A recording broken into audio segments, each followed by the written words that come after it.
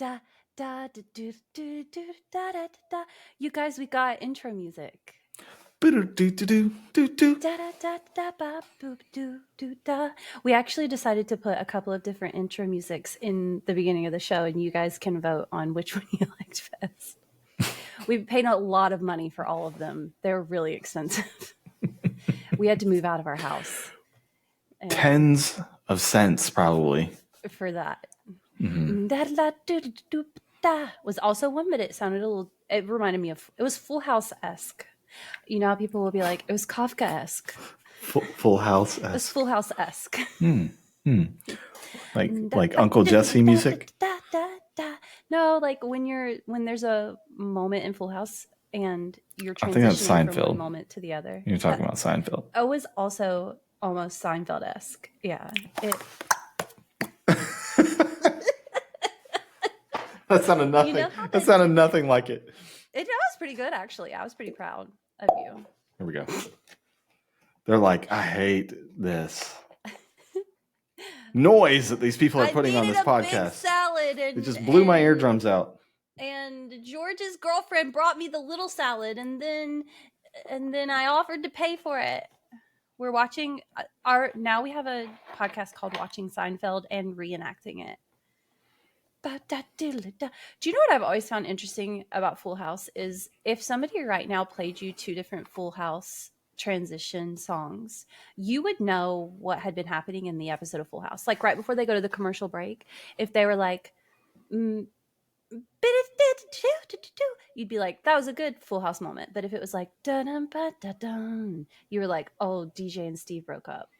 I can't say that I ever remember any transition music in Full House. Wow. I remember the intro. Wow. And people are testing your opinion on movies. Well, we're not talking about movies. I mean, right now. Just as the quote goes, I cannot remember all the books I read as much as I can remember all the food I ate, and yet they both made me. So you should be remembering those Full House transitions. You guys, I'm so excited to tell you about the movie we watched this week. And more so, I'm excited to tell you about what genre it is. It's a film noir. It's a film noir. Is it? It is. It's a film noir. It's like one of the it's supposed to be the roadmap or classic crime suspense, but it is film noir. Yeah, film noir. You should superimpose some Full House transition music right there. I'm good. We'll find a better place. We'll find a better place to do it. We'll take that out in the editing. Yeah, you mean we'll add it in the editing? We'll add the Full House transition. Yeah, that's what I meant. Mm-hmm. It's a noir classic. It's a film noir. It is a film noir, yeah. But this week we watched The Maltese Falcon, which was an experience. We saw it with our eyeballs and heard it with our ears. We viewed that movie. Talk it up more. I think they're really excited about this one. Oh, yeah, well, you should be, because it was left such an impression on us that we adopted a falcon. It's in the backyard. We're going to bring it on later as a guest appearance. And we named it Humphrey Bogart. Humphrey. Oh. I don't know why I said "aw." I don't either. I mean, he is dead, but that wasn't why I said "aw." I said "aw" like he was a cute little... I don't know what that was. Cute little falcon name. Yeah. Oh, Humphrey. Oh, little Humphrey Bogart. Terrorizing the neighborhood. We've gotten 6 HOA letters. They're pissed. But Humphrey's not going anywhere. He's part of the family. Once you adopt, you don't rehome. So they can deal with it for the next lifespan of a falcon.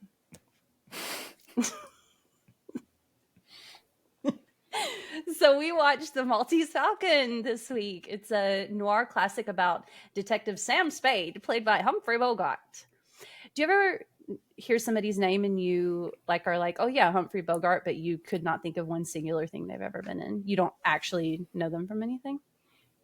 Is it in Casablanca? I've never seen Casablanca, so I don't know Maltese why you're saying that Falcon? at me. I don't know why you're saying that. Oh yeah, Those are the two movies that come to mind two when. movies.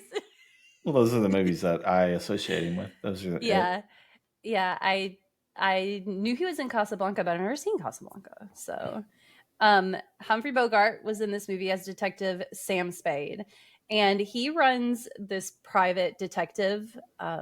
He has this private detective company with his partner. I wouldn't really worry about who he is or what his name is, but Spoiler alert. they run After the fact. Spoiler alert. Oh, we got to do the spoiler music too. Dun dun dun. It was suspenseful. No, it sounded kind of happy. We'll have the composer work on that. We'll have the composer work on that. Yeah. I'm thinking we need the robot from what's that? Oh my goodness! Futurama. Bender? No. Lost in Space, where he's like, "Danger, danger, Will Robinson." You know that one. Spoiler. That's what we need. Yeah, that's good. I think we'll get copyright stricken. Struck. Yeah. Struck. Hey everybody, I'm a writer. Okay, so it's a film noir about Humphrey Bogart and his partner who run a private detective agency, and they have kind of a little minute where everything's normal and they're just relaxing, and then all of a sudden this woman bursts in, and that's our femme fatale, and that is Miss Wanderley, played by Mary Asta, who I guess was also very popular at the time, and she busts in to tell them that there's a man who's taken her sister and she believes her virtue is at risk, and can you please help me track him down? And of course, but be careful, he's dangerous. He's so dangerous. Of course, Sam Spade, after being given a large amount of money for the time, says, of course we'll help you find your sister. But as they start looking into it, it turns out everything is not as Miss Wanderley made it seem. Dun dun dun. And that's the Maltese Falcon. And I think maybe we should just leave it at that. Yeah. Definitely the last part. Nothing is as it seems. Yeah, nothing is as it seems. Oof. And that was my major issue with this movie. Like when you were a kid and you were going to jump into a pool, were you like so nervous to jump in the first time you're like working yourself up and making yourself do it? That's how I feel right now. I'm like super nervous to jump in about this movie because I don't know what you think. I'm going to get a lot of flack, I feel like. Okay, then never mind. We think the same thing. Oh, do we? Okay. Well, we'll see. Probably. Yeah, let's just jump right into story, because the story is basically they found this Maltese Falcon, or this, somebody found this Maltese Falcon, and it's supposedly worth a lot of money. They're trying to get it. But so the lady that was like, this guy has my sister and he's going to take her virtue, it turns out that wasn't it at all. He's this really dangerous guy and he knows where this Maltese Falcon is. And every bad guy is looking for it. She wants it first for the money. And so she's tricked them into helping her find this Falcon. Yeah. Is what it is. Or to help get it away from this. And so, it's a pretty basic storyline. But my main issue with it is that usually in most storylines, there's a thread of truth that you can hold on to. There's absolutely no thread of truth that you can hold on to at any point in this movie until about the last 10 minutes. And because of that, I absolutely hated it. Hated it. There's no point in watching any of it up until the last 10 minutes. I'm so ticked off about the movie. And I was really excited to watch this movie because everybody was like, "Oh yeah, Maltese Falcon is a really great movie. It's going to be awesome. You're going to love it." It's not I like hate one it. of the greatest movies. It is by a lot of lists the greatest movie of all time. I think it's one of the worst movies of all time that I've ever seen. That's how strongly I hated this movie. Thank you guys for listening. We're gonna put the Full House outro music right here. I hated everything about it almost. Wow. Yeah. No, not everything, but the story. But isn't it funny how you hated the story so much that it colors everything to you? You're like, ugh, I don't even want to think about this movie because I was so. It just made everything purposeless. So you don't feel like a. So I like movies that have lies and make you want to figure stuff out, but like you got to drop little clues somewhere of truth in between so that you keep me engaged. But when you go multiple times and go, nope, all this that we did just did was a lie. All we just did here was a lie. All we just did here was a lie. All we did just here was a lie. It gets so old that you're just like, I give up. And I did. I think it's a weird balance because the detective doesn't know, Humphrey Bogart doesn't know what's going on. Sam Spade. He has no idea who to trust and he has no idea what's going on. So yes, we're kind of going along for the ride with him, but you're right. Even when you're reading a novel that's a detective novel or a whodunit or whatever, there are things to hold on to and threads to be like the reader maybe knows before the main character does, or you have an inkling or whatever. I hear what you're saying, that it was just too much. And I thought we were going to be able to follow a thread of truth with him but everything he ends up doing is a lie on top of that. And so it makes it so much more, I don't know, frustrating to hold on to anything. And so that's my main issue with the story. I give it a 4. A 4. I agree with a lot of what you said. It was hard to stay. It was hard to stick with. It was. I'm just like, what?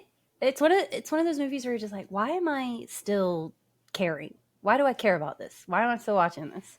I think it's supposed to keep you on the edge of your seat. What's going to happen next? Who really did it? Is this the Maltese Falcon? Is he going to get it? But instead, you're just like, there are so many balls in the air that I'm just like, why am I trying to keep my eyes on any of them? But I just sitting back and talking about it, thinking about how he had no idea what was going on, so we didn't either. That's clever. I see how some people would enjoy watching that and not knowing until the very end. I can see how that's appealing to some people. Also, not knowing who he truly is because he can't trust anyone and he can't be himself around anyone and he can't relax around anyone because he knows there is no kernel of truth to him either, and he has no solid ground to put his feet on, and he's just kind of head first wading into the drama and the people that are on all sides. There's literally nobody on his team. So I get that he couldn't really. And I see the merit of it. I mean, it's him finding out the lies through more lies. Yeah. Which makes no sense logically, but it does make sense at the same time when you watch this film. You're a really good private detective. You know how to do that. Mm-hmm. And I think this is another discussion of like, maybe it would be okay for somebody else, but for it to be named one of the best movies of all time, obviously not on this list, we're on 90 something, but for it to be named on other lists as the best movie of all time or one of the best movies of all time, I think that's kind of the danger of lists like these, is what one person receives as incredible and riveting and can't tear your eyes away from, another person is like, I'm bored to tears. But I am on your side. I did not enjoy it. There was that, how much I love The Third Man. Mm-hmm. I loved The Third Man. And in the beginning of the Maltese Falcon, it had that same feel to it where I got like, I was like, I'm really going to like this. I had that film noir feel to it that I really have learned I enjoy, which I would have had no idea about if we didn't try to watch all of these movies. I don't think I ever would have watched a film noir in my life. But I thoroughly enjoyed The Third Man. I see that as leagues above this. But about 25 minutes in, I was just like, mm. I think it shows the importance of having, when we were watching Taxi Driver, and both of us were like, you're not supposed to like this guy. This guy is weird and he's got a lot of problems, but you still found yourself up to a certain point rooting for the character. And then you were plunged into, oh, this guy is, but you were also still riveted and couldn't turn your eyes away from it. I think this, to me, shows the importance of having a main character that you either like or have a reason to root for them. And I just didn't particularly care what was Yeah, going on or what was happening to him. I didn't really care for the protagonist either. I was just like, this guy, yeah, he's a good detective. He's a tough guy.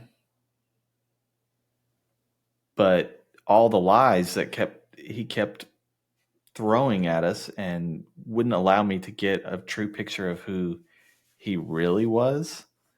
And so I think that really turned me off to him. And then, not to jump the gun, but then the acting on top of it just wasn't believable to me. Oh, I disagree. Really? Yeah, I think the acting was fantastic. I think the acting was great. I didn't really love Mary Astor. No, I thought I hated, you could tell she was lying all the time because she would just do this little thing where she never made eye contact, always looked away, and I was just like, this is so over the top. It was cringe. And then even Humphrey Bogart, his tough guy act was so over the top. He had no other depth in character except a jerk, really. I mean, a jerk, smart aleck, streetwise detective. Otherwise, none of his reactions to anything were believable to me. Like, his best friend dies first thing in the movie. Was it his best friend? Well, not really. I mean, like, not must not have been that good of a friend, right? Because these aren't it spoilers. Literally These happens are happening in the first 25% 2 of minutes the movie. He also was sleeping with his wife. So I'm like, again, this is not a spoiler. This isn't going to ruin anything for the movie. It happens really early. So I'm like, was he really his best friend, or did he just kind of like business? They just work together. So that didn't particularly bother me. Yeah, he wasn't super emotional. He should have been more surprised. Probably he was just kind of like, he's dead. Yeah, and then I didn't really get the film noir feel from it either. I just think the Third Man not was like so the good. other one. Yeah, Third Man was leagues above this, feel. In my opinion. It really had a different feel. I think this was more like crime. Yeah, it was crime, mystery. What's going to happen? Yeah. Yeah. Versus the feel of the Third Man, which is a lot different. Yeah. And a little more character driven and introspective. But I disagree about the acting. I thought Humphrey Bogart was great. Did I like his character? No. Was he a great actor? Yeah. I think he played the part very, very well. And especially probably my favorite person was Wilmer Cook, the guy who's like the lackey in the hotel. little Weasley French guy. I find him Weasley. No, no. Who? Which one are you talking about? Then? So the only actor I liked was Gutman, the fat man. Yeah, he was good. He was the only one that I thought did good. Yeah. No, the one I'm talking about is, you remember he walks into the hotel and he's like, I'm going to come over and strong arm you. And what are you doing over here? And he's like, just back away and leave me alone. He's reading the newspaper, remember? Gotcha. And then later on in the movie, something really integral is happening. And Humphrey Bogart is like needling the guy.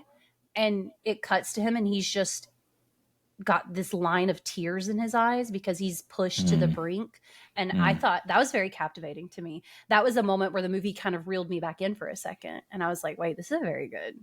He was a great actor. I really did not like Mary Astor. I fully agree with what you said, that I was like, sis, like, calm it for a minute. Like, she came straight out with it and said, with her body language immediately, this is not the truth, and I'm not telling you the truth. I get the merit to it. Like, it's fun to be in on it, and it's fun for the detectives to know this isn't the truth, but you've paid me enough to look into it anyway. But when nobody else in the cast is likable, so somebody has to be likable. You got to be rooting for somebody. You got to care about somebody. And I did not care for her. I did not care for Humphrey Bogart. I did not care. I wasn't rooting for the bad guys, Gutsman, and who am I supposed to root for? The Falcon. So that sucked, but I didn't blame it on the acting. I thought the acting was good. What would you score What would you score the acting? Well, I guess I didn't score story either. I'd probably give the story a 5, and I would give the acting a 7, above average, but nothing to write home about. Acting's a 5 for me. Yeah, that's fine. Cinematography is a 5 for me. Nothing. Yeah, I mean, this is an old movie. This is an 84-year-old film. But I think it's on par with cinematography elements in modern day movies as far as that goes. So I don't think it was below average by any means. But nothing special either. Yeah. Pretty basic. At least as far as what I saw. Yeah. So I would probably, I don't know, 6. Did I already rate the cinematography? You did. I did. Okay, good. I think you said 5. I don't know. I talk a lot, but I don't listen to myself a lot. I kind of tune it out, so I don't really remember what I said. I remember bringing it up, though. So the wow factor is the last thing, and I have a feeling... this is your North by Northwest, right? I don't know. This movie is your North by Northwest. Probably. Or your North by Northwest. Yeah. No, North by Northwest is my North by Northwest. Yeah, I know. That's what I'm saying. The wow factor for me is, I don't know what's to wow about it. To be honest with you, I don't have a wow factor at all. Yeah. 0. I hate to be that harsh, but there's nothing. Have we given a 0 on anything yet? No, I haven't given anything even close to this low. I just don't have a wow factor at all. I'm going to combine a couple of things just because I feel like I'm trying to redeem the movie a little. The dialogue was very quippy and smart and funny and clever to me. I thought... You don't agree? There were a lot of... I sure don't. I liked the dialogue. I liked...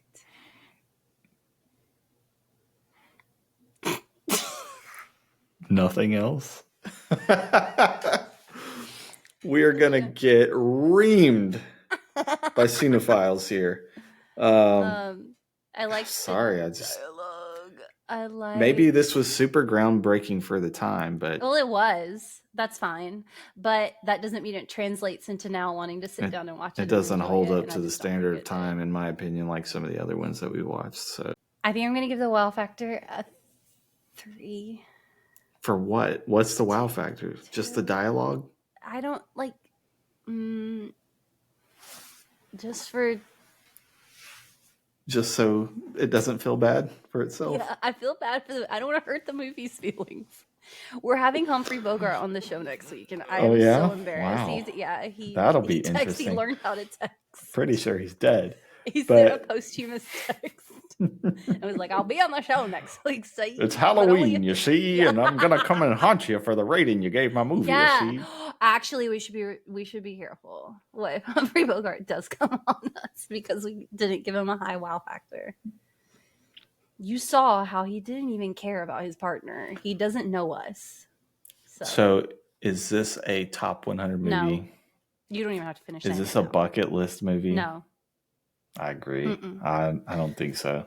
No, I would say this is a qualifier movie. If you are very into cinematography, if you like whodunits, if you like not knowing until the very end, you want to wait until the end to have everything unravel in the last 10 minutes. If you just enjoy old movies, then sit down and watch it. By no means is this a bucket list. You have to watch this before you die movie. By no means. Yeah, the only way I think this movie has any merit is it's a film that sets the stage for other films to come after it. Like these detective type movies, these crime movies. But otherwise, I will be happily content with never watching this movie ever again. And I'm kind of disappointed that I even had to waste my time watching it. It's probably my top 10 movies, worst 10 movies of all time. You have The Grudge, the Japanese version of The Grudge. Super Ninja. Ninja Warrior. No, what was that called? I think it was Ninja Warrior, was it? No, what was it?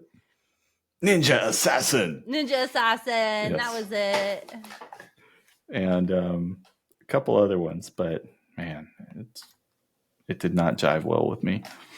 No, it was. Yeah. So should we spoiler? What? Like Well, spoiler alert, danger. Spoiler alert. The only thing I would say is the Maltese Falcon being fake at the end just goes in line with the rest of the movie, because the whole movie is fake because of all the lies, and then you find out at the end eventually what happens, and then you went through that whole movie for no reason. That's another reason it ticked me off, is because you get finally to this stupid bird that everybody's been looking for this entire time, and it's not even real. So you went through this whole movie experience not being able to trace a thread of truth, and then at the very end, you get screwed as well. Yeah. That's what really enrages me about this movie. I'm super mad about it. Yeah. I don't feel as strongly about it as you do. It didn't bother me that much. It just wasn't enjoyable, and I didn't want to sit through it, and I wouldn't watch it again. Well, if you've seen the Maltese Falcon, let us know what you feel about it. Please give us some reason to redeem this movie, because I cannot think of any. I kind of don't care if other people find it redeemable. I don't either. I'd be interested. I'd be interested to hear their thoughts, what they liked about it, because I honestly had several people tell me when I told them, "Hey, we're about to watch this movie. Oh, it's a great movie. I really liked it." Yeah, that's the problem, though. I feel like people are going to be like, "You just don't get it." No, I get it. I get it. I get why people think it should be on there, but yeah, enjoyable. Just as a viewing experience, meh. Yeah, same. Sometimes you don't. I don't know. I just don't think you should have to dissect a movie to be able to say it was a good movie. Like, you should be able to, number one, enjoy a movie and be glad you spent time watching it. And then number two, after that, be like, let's dissect all the reasons why this was incredible. Well, I think the dissection should add to your it shouldn't be your wonder and enjoyment and the spectacle of the film. You shouldn't have to convince yourself that you liked a movie. Do you understand what I'm saying? Right, exactly. Like, you shouldn't have to write a PhD after each movie to say this is why it was good technically, and this is why it should be on the list. I think the most important factor to putting a movie on your bucket list is enjoyment. That's the top part to me, is did you enjoy watching it? Are you glad you spent time watching it? Yeah. I'm not glad I spent time watching this. Did you enjoy it? Were you, I don't know. Did you take something away from it? I and can't then say after that for this film. I think comes or like, this wasn't fun to dissect either, I guess. And yeah, it just comes. Anyway, I'm pulling an Allman Brothers. What's that mean? I'm a rambling woman. Oh.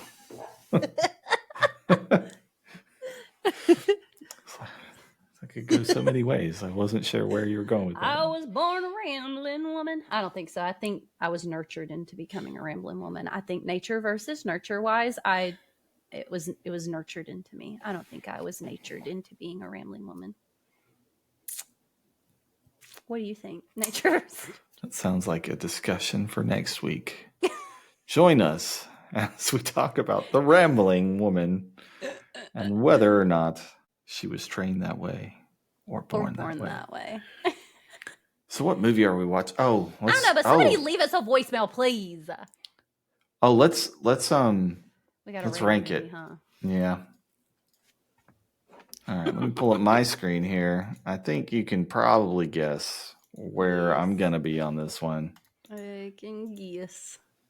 So, just to review, Wuthering Heights, number 1. Number 2, Rebel Without a Cause. Number 3, Rear Window. Number 4, Yankee Doodle Dandy. Number 5, North by Northwest. Number 6, The Third Man. Number 7, Taxi Driver. And Maltese Falcon, number 8. I can't wait to get it off my list. Oh, wow. I hated it so much. I'm sorry. I'm being a really negative Nancy. Oh, dear.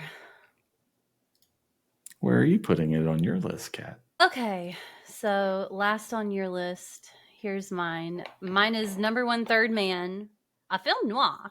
Number 2, Wuthering Heights. Number 3, Rebel Without a Cause. Just looking at those top 3, it's the distinction between those top 3 and then the rest of the list is so crazy to me. Number 4 is Rear Top Window. 4, really. Yeah. Number 5 is Taxi Driver. Number 6 is Yankee Doodle Dandy. Number 7 is North by Northwest. And then I have to pick Maltese Falcon. Okay, so from here, I'm going to put Maltese Falcon at number 8. I can respect that. I'm surprised. Well, once again, thanks for joining us. I'm Ryan. I'm Katie. And you're listening to The List. Let us know what you thought of the Maltese Falcon and join us next week as we watch Double Indemnity. Or are we going to take a little break and talk about the other bucket list item that we did recently? Who can say? Tune in. We'll surprise you. Find out if DJ and Steve are still together. Oh, my goodness.